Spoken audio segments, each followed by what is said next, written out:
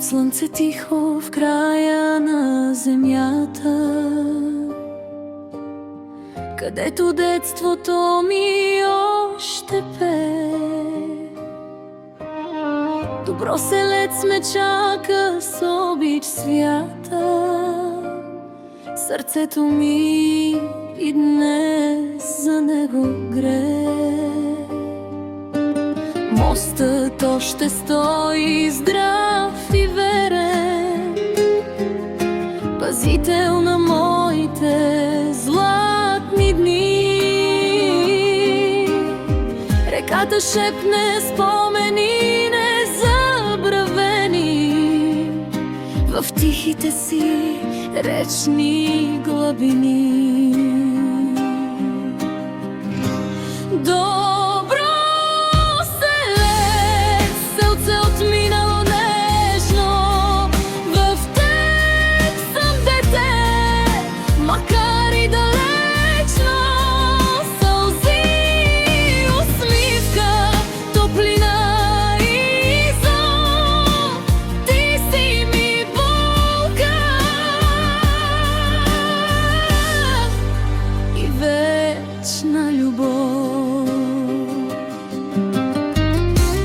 Нямахме тревоги, нито тежка мисъл, само лято, смях и детски светове.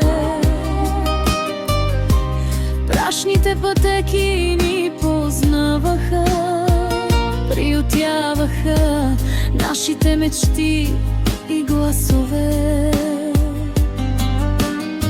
И всяко лято миришеше на свобода, на печени чушки, на липова тишина. Всяка вълна в реката си заминава, но част от сърцето ми там остава. Сега вървя отново по същия път, ала гласовете ги няма, само ехото.